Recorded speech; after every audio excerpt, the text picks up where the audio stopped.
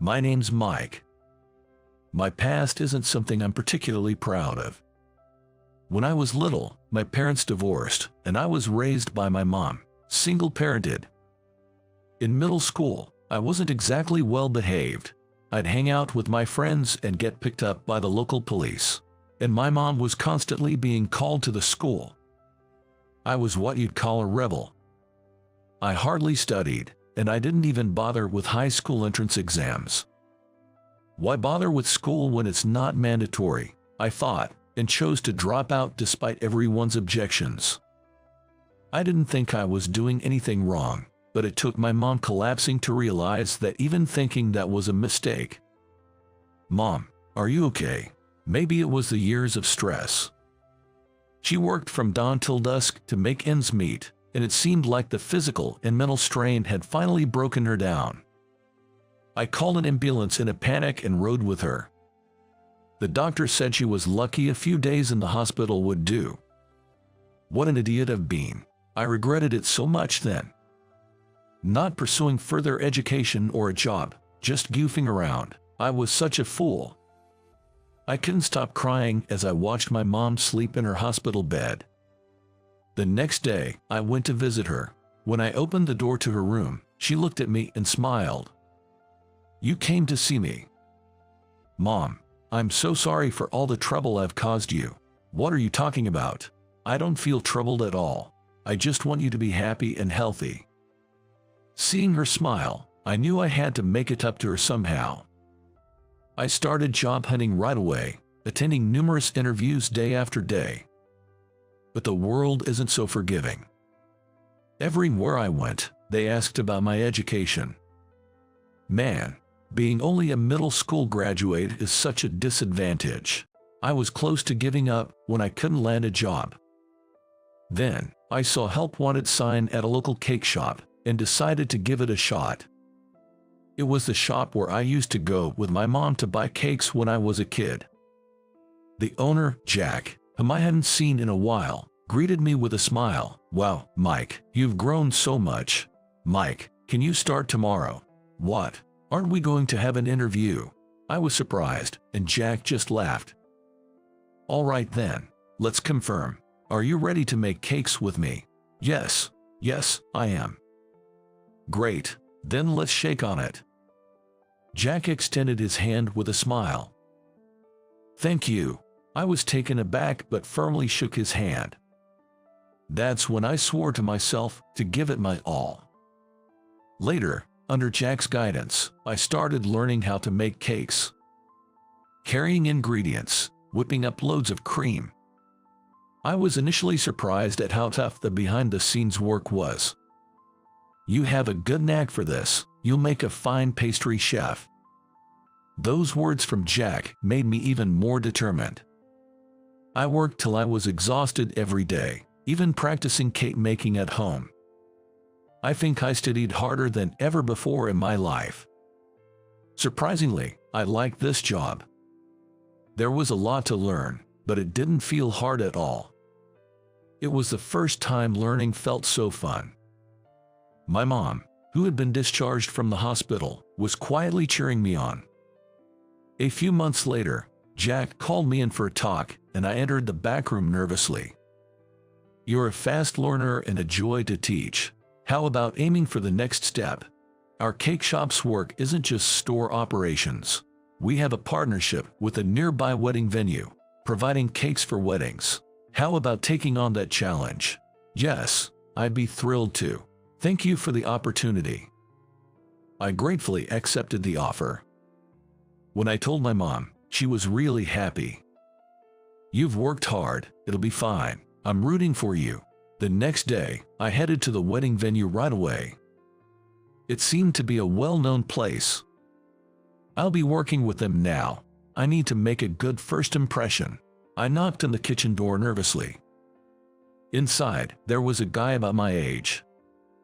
Maybe he's a pastry chef. "Nice to meet you. I'm starting here today. My name's Mike. Looking forward to working with you." I greeted him energetically, believing first impressions are key, but he just glanced sideways and responded nonchalantly, "Yeah, sure. Nice to meet you." As I stood there puzzled by his casual response, a man named James, who turned out to be the manager, came in. "Good morning. You must be Mike. I'm looking forward to working with you." Afterward, I received a brief overview of the venue and greeted the other staff. James said, "If you have any questions, feel free to ask." So during lunch, I immediately inquired about the man from earlier.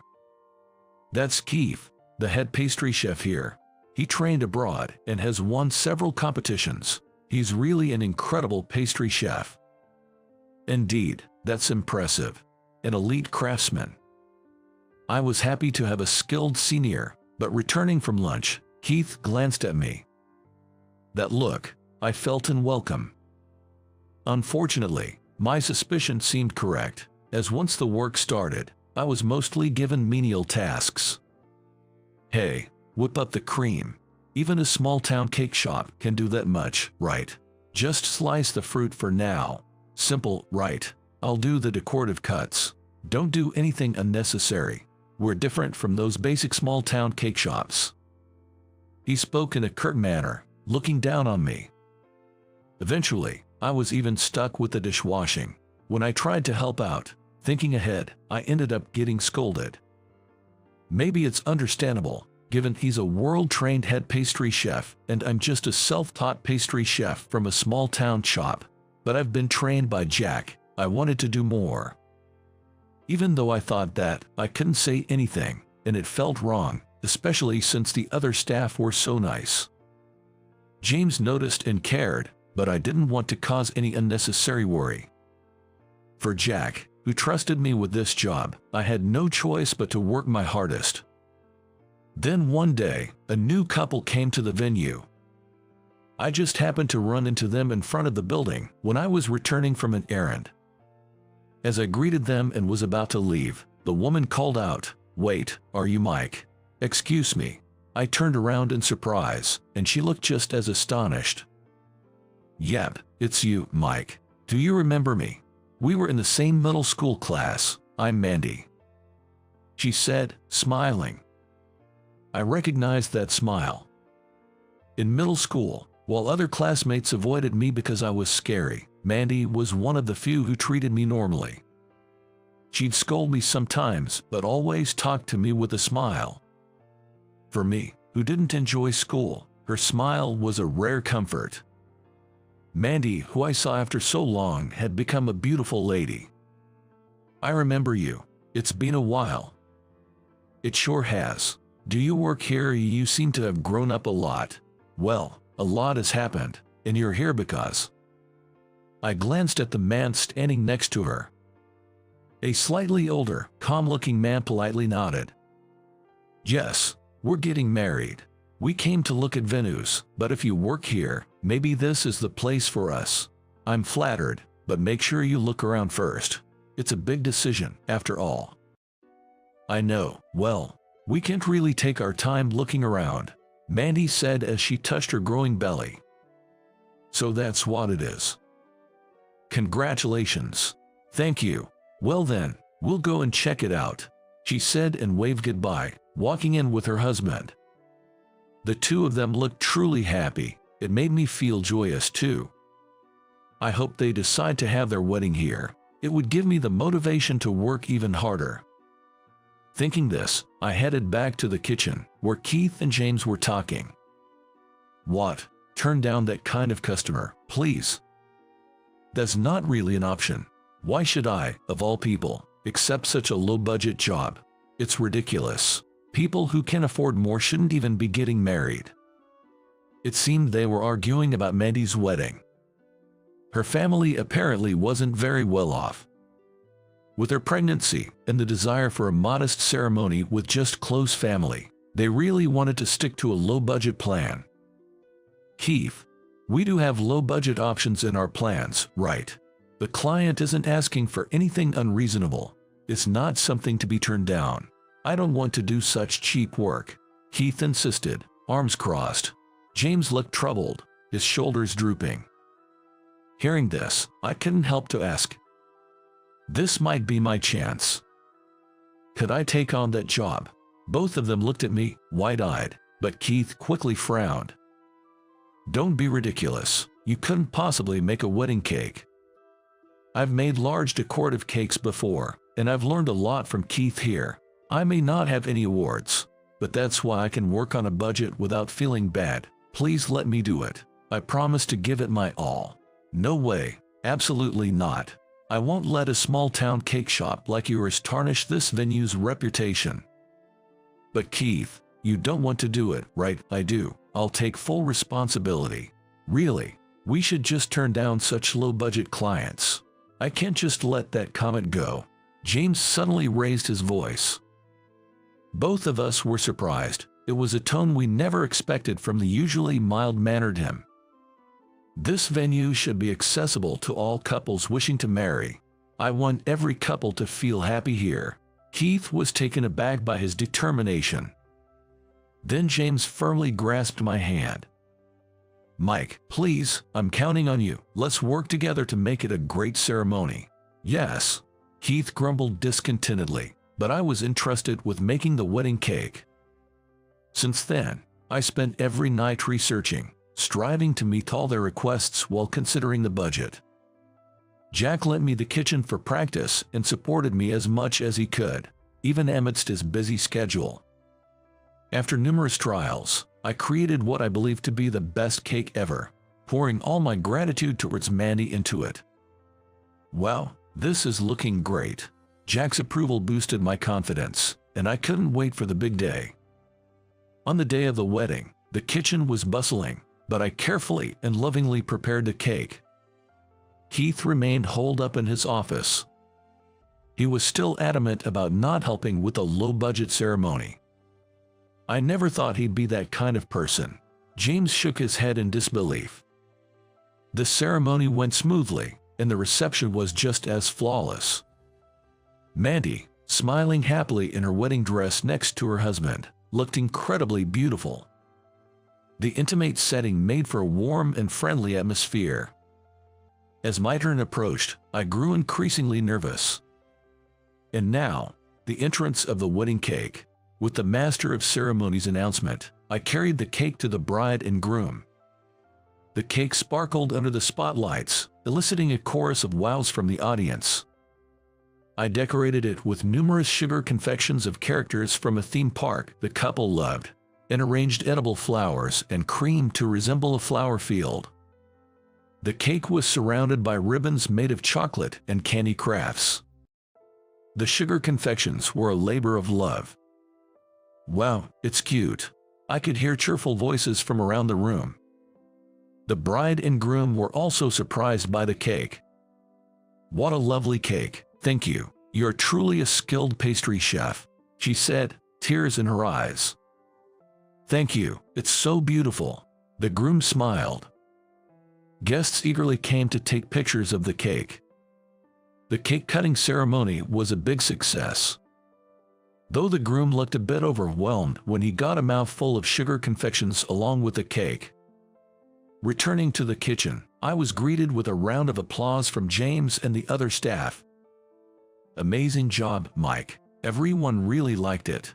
Thank you. It's all thanks to your help, James. James and I exchanged a firm handshake, feeling an unprecedented sense of accomplishment. I was so glad to see everyone happy. Later, 2 letters arrived at the venue. One was a thank you letter from Mandy. The wedding was a memorable experience, especially the cake. I want to thank all the staff who put together such a wonderful ceremony, and the pastry chef who made the cake. The other letter was from the boss of the groom who attended the wedding. He was impressed by the cake and showed it to his daughter who was planning her wedding. She wanted the same cake for her wedding.